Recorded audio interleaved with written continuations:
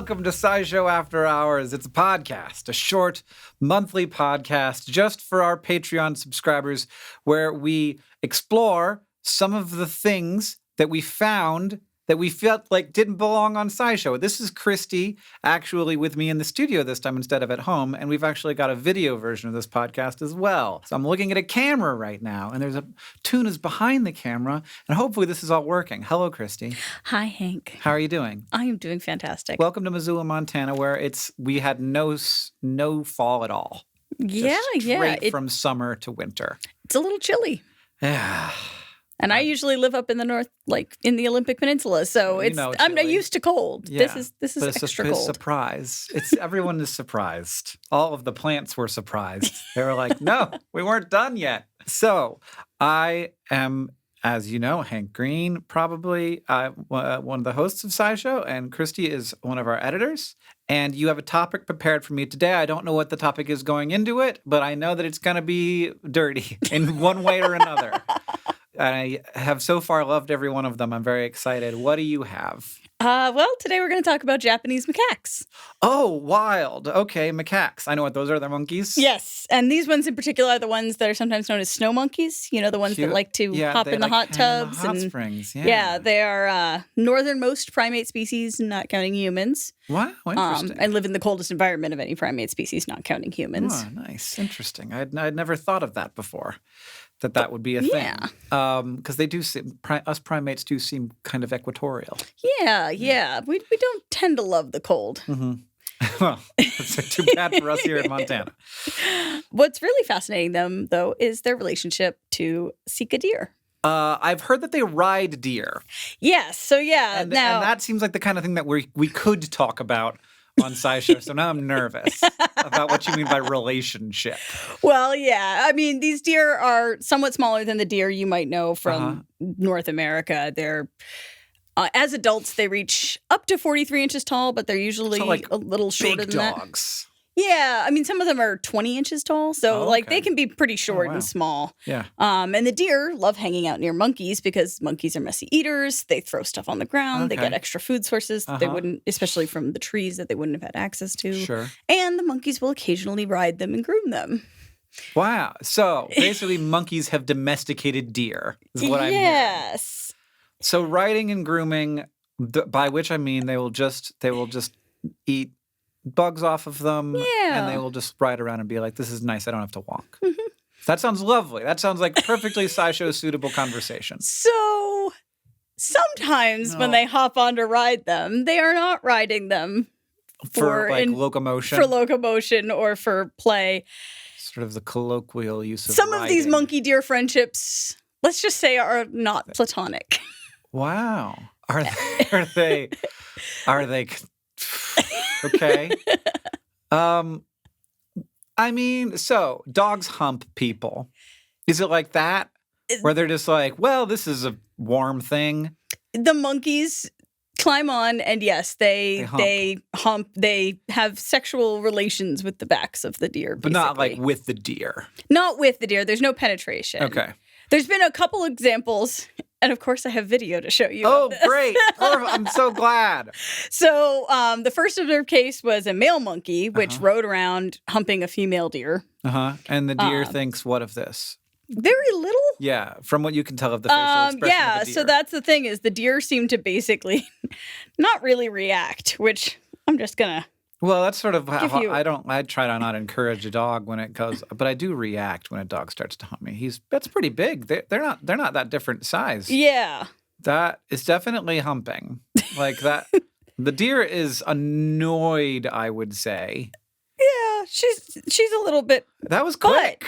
But here's the interesting part. What she's doing now. Oh, no, she's licking the place where he was humping. Yes. Oh, no. Yeah, we can't talk about this on SciShow at all.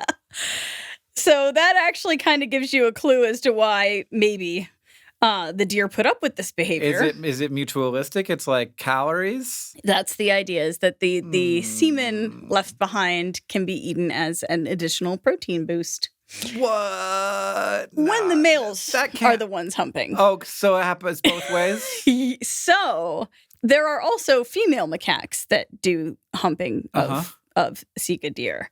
Now, the female macaques are interesting because they're actually adolescent females that are When did we this. first find out about this? I believe it was first observed in about 2012, but the first papers were in like 2017. So fairly recently. Yeah. At least to science. At least to science. To the body of knowledge known as science. Okay. Because I feel like I've heard a lot about these like awesome monkeys that live in hot springs and ride deer, but I haven't heard about this. And it seems like the internet would have told me. Like if the internet knew about this, it would have told me. Well, the internet knows about it. There were some articles on it. Twitter has not been paying enough attention, apparently. Yeah, it's been busy with other stuff. Yeah, so there was a paper that came out looking at the female interactions with it. Uh-huh. So they recorded 12, quote, successful interactions between the monkeys with...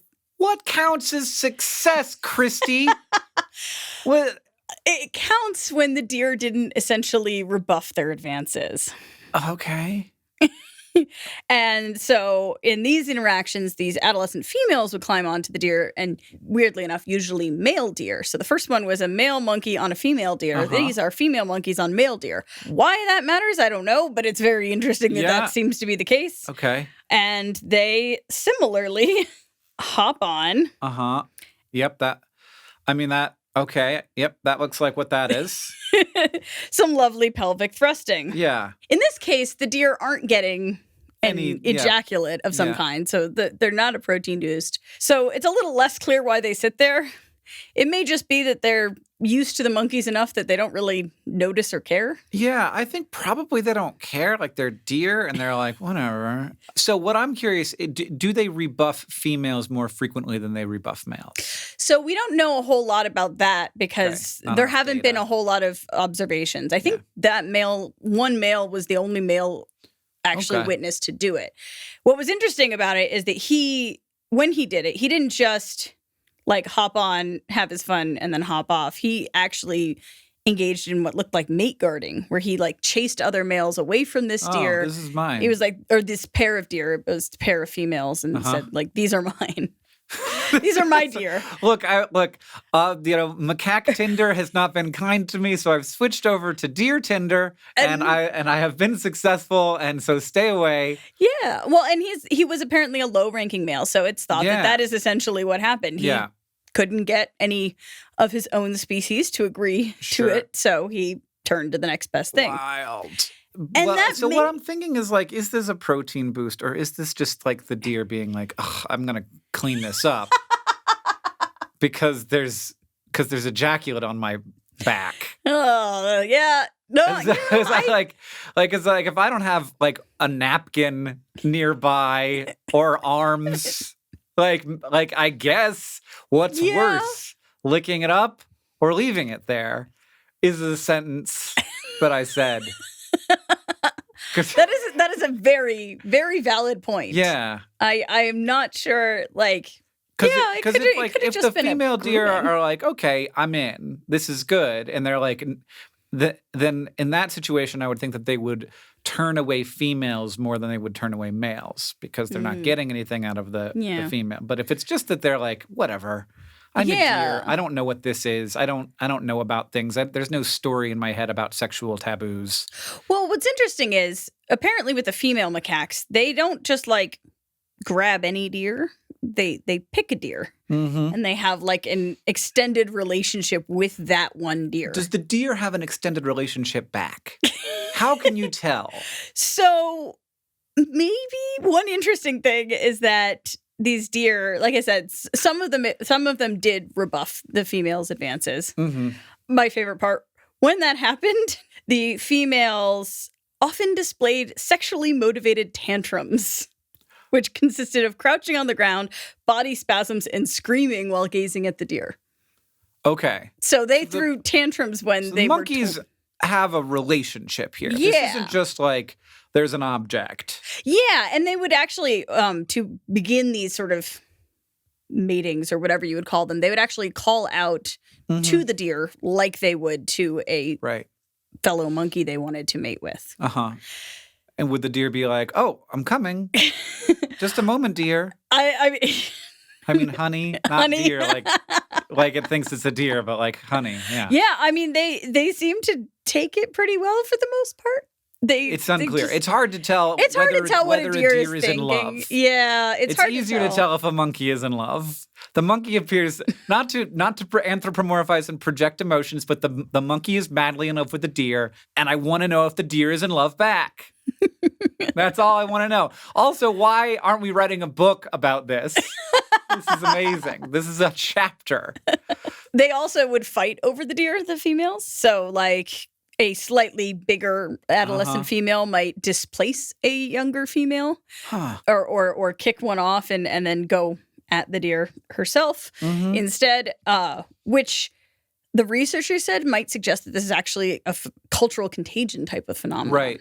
So the idea is like basically you see someone else humping a deer. Obviously, that's a good thing to do because they're humping a deer. So I'm going to hump a deer too. I'll try that out. Yeah. And it's acceptable at least. Yeah. And so it may be something. And all of this was basically not seen before, I think about 2012. So it may be a recent development that some monkeys have recently figured out that they can have sex with deer. And now you've got me wondering what they saw.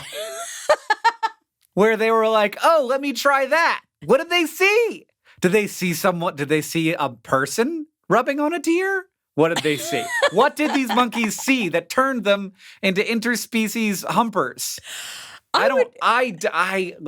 I'm obviously not the scientist studying these monkeys, but I think these monkeys have been humping deer for millions of years. Well, and that's the other option is that this is like often these deer are pretty shy. Like one of the reasons it may be mostly male stags that we're seeing getting humped is because the males tend to be less shy of people. Right. So it's possible that there's a lot more deer monkey action going on behind the scenes where the deer just have decided they don't want us to witness. Yeah. Yeah, well, I wouldn't. If I was engaging in this particular behavior, I would not want to be observed, just for clarity. I mean, I don't know, the voyeurism. Well, I mean, they're clearly into some weird stuff. Yeah. And so, but like, just because you're into one kink doesn't mean you're into others is an important thing to know. That's true. That is true. That is very, very important to keep in mind, especially in this situation. So it seems like they kind of grow out of this behavior because they didn't see any adult females doing it. And this is the monkeys. And of the monkeys. Okay. The deer were just the deer just sit there. But of the monkeys. So it's possible that this is their way of practicing sex in a safer manner because male monkeys are kind of rough. Oh, okay. So I was like, so they don't get like you can't get pregnant humping a deer. Is that what you mean? Well, these are adolescents that are probably not fully fertile anyway. So they're like, and that's the other thing is that the males tend to rebuff their advances. Like even if they do try to mate with a male, the males are just sort of like, no, I'm going to take a fully fertile adult. Thank you. Yeah, this just got even weirder, Christy. Now it's little monkeys. Wild. We need to put a Fitbit on these fellas, on these guys and gals. Must be a way to do like that, a Fitbit on their tails? So Sure, yeah. So you can measure humps. It must be, yes. Like basically, just a little tail accelerometer. Yeah. And I don't know how we'd tell whether or not they were doing it with monkeys or with with deer, but I think we just need to set up a whole network of remote cameras so like they don't know that we're there. It's like Survivor Island. Yeah, exactly. And then we could just watch them in like the dark recesses. Yeah. Apparently these females do actually benefit the deer because they tend to groom them after so the grooming is good. So they enhance the grooming perhaps. Yeah. And when you're a deer, you can't do anything about the back of your neck. You just can't. Yeah, I mean it's just a spot you can't reach. Yeah. Might as well let it get humped. Oh, nature. Boy, you throw some curveballs at us. Well, I'm gonna put a stop to it. I'm gonna say this is enough. This is enough episode over. We've had enough episode. If there's more I don't want to know, you keep throwing me. If it's even weirder than we're at now, I don't like. It's not even okay to have on after hours. Good to know where my limits are. That way, I make sure I don't, cross them accidentally. We're here. This podcast is recorded and scored by Joseph Tuna Medish, and Victoria Bongiorno is our head of community and communications. I'm Hank Green, and I'm Christy Wilcox, and this is SciShow After Hours. Thank you, listening, and thank you for supporting us on Patreon.